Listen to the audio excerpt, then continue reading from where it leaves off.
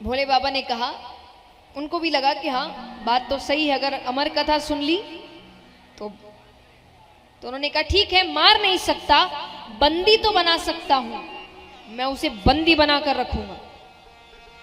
वेदव्यास जी कहे, अहो भाग्य उसके, यहां वर्षों तपस्या करने के बाद भी किसी किसी को आपकी एक झलक प्राप्त होती है। उसने पता नहीं कितने पुण्य किए हैं कि वो तो जन्म लेते ही आपकी छत्र छाया में रहेगा। भोले बाबा ने कहा, अब आप जो भी सही समझे। एक बच्चे को जन्म लेने में कितना समय लगता है? 9 महीने। भोले बाबा ने कहा, कुछ समय मैंने आपको आपके बच्चे के साथ दिया, तो मैं 1 वर्ष की समाधि लेकर यहीं बैठता हूं, 1 वर्ष बाद मैं उस बच्चे को लेकर चला जाऊंगा। अब देखिए, बच्चा भी तो कोई साधारण बच्चा नहीं है ना। ये कौन आने वाले हैं? सबसे बड़े वैरागी माने गए हैं सुखदेव जी, सबसे बड़े। तो कोई साधारण व्यक्ति तो आ नहीं रहा है, तो वो गर्भ के अंदर सब सुन रहे हैं। तो उन्होंने कहा कि समाधि ली भी तो इतनी कंजूसी से, 1 वर्ष की, 16 वर्ष की समाधि तो मैं लेकर बैठता हूं। उस बच्चे ने गर्भ के अंदर 16 वर्षों की समाधि। 1 वर्ष बाद महादेव जी उठते हैं, लाइए बालक। वेदव्यास जी कहे, बाहर आना तो दूर, उसका आकार भी नहीं बढ़ रहा, मेरी पत्नी को तकलीफ हो रही है, शायद वो आपके डर से बाहर नहीं आ रहा, आप उसे माफ कर दीजिए। जैसा मैंने कहा, अगर आपके कर्म देवताओं से होते हैं तो आपकी बात भगवान भी सुनते हैं। बोले बाबा मान गए, चले गए, लेकिन वो बच्चा बाहर 15.5 वर्ष तक नहीं आया।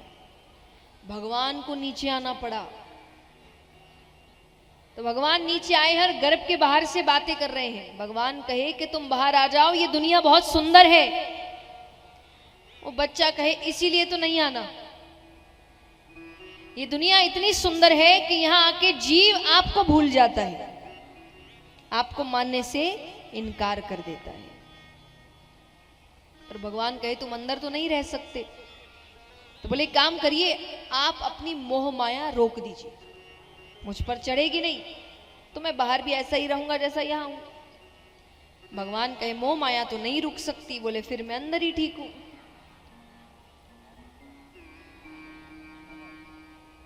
तो भगवान ने कहा, ठीक है, 1 क्षण में जितना समय होता है, कितना? 1 क्षण, उतने समय के लिए मैं अपनी मोह माया रोक दूंगा। लेकिन वो बच्चा कहे, जब मैं कहूं तभी रोकिएगा। तो उसने बाहर निकलने की तैयारी कर ली। भगवान यहां अपनी मोह माया रोकते हैं, कितने समय के लिए? 1 क्षण भी नहीं। 1 क्षण, भगवान कहे 1 क्षण में जितना समय होता है उसका भी 100वां हिस्सा, उतने समय के लिए मैं अपनी मोह माया रोकूंगा। तो भगवान यहां मोह माया रोकते हैं और गर्भ में से साक्षात श्री सुखदेव मुनि महाराज प्रकट होते। बोलिए श्री सुखदेव मुनि महाराज की। कहते हैं कि वो जन्म लेते ही ऐसे ही 15.5-16 वर्ष तो उन्होंने निकाल दिया, वो सीधा वन की ओर जाते हैं और पुत्र विरह में उनके पिता उनके पीछे पीछे जाते हैं। तो यहां पर उनकी महिमा बताई गई है कि जब पुत्र विरह में वो पीछे पीछे गए तो उस वन में जितने भी पेड़ है, जितनी शाखाएं हैं, जितनी पत्तियां हैं, उन सब में वेदव्यास जी ने सुखदेव मुनि महाराज के दर्शन किए। वो ऐसे वैरागी हो रहे हैं। उनके वैराग्य की कथा आती है कि वो वन के रास्ते से जा रहे हैं तो सामने एक तालाब था, उसमें कुछ स्त्रियां स्नान कर रही है। तो जब वो सामने से गए, स्त्रियों ने ध्यान भी नहीं दिया, पीछे पीछे जा रहे वेदव्यास जी। तो वेदव्यास जी को देखते ही वो अपने कपड़े ठीक करने लगे। तो उनको अटपटा लगा, तो उन्होंने कहा कि मैं पिता छोड़ो शायद तुम्हारी दादा की उम्र का हूं, और वो जो सामने गया वो बेटा मेरा अभी अभी उसने जवानी में कदम रखा है, उसको देखकर तुमको चिंता महसूस नहीं हुई, मुझे देखकर चिंता महसूस हुई। तो स्त्रियों ने बहुत सुंदर तरीके से उनके वैरागी होने का वर्णन किया। वो कहे कौन स्त्री है, कौन पुरुष है, कौन बूढ़ा है, कौन जवान है, ये आपकी मेरी दृष्टि में है। उनकी दृष्टि में तो सब एक ही है, भगवान के बनाए हुए जीव। वो सबको एक ही दृष्टि से देखते हैं। हम कहते हैं ना कि एक भाव होना चाहिए, एक दृष्टि। क्या है? सबको आप एक दृष्टि से देखो, यही है। उनकी दृष्टि में कोई बूढ़ा, जवान, बच्चा, बड़ा, अच्छा, बुरा, स्त्री, पुरुष, ये सब नहीं है। वो एक ही दृष्टि से सबको देख रहे हैं। तो उस स्त्रियों को उनको देखकर इतना फर्क कि उनको पता है कि उन्होंने शायद ध्यान भी नहीं दिया होगा, लेकिन हमारी आपकी दृष्टि में इतनी बातें हैं कि मैं बूढ़ा हूं, उसने जवानी में कदम रखा है। तो ऐसे वैरागी हुए और वो ऐसे गुरु हुए। कहते हैं कि सुखदेव जी जैसे गुरु मिल जाए तो व्यक्ति धन्य हो जाए। 7 दिनों में राजा परीक्षित को भगवान से मिला दिया था, सिर्फ 7 दिन।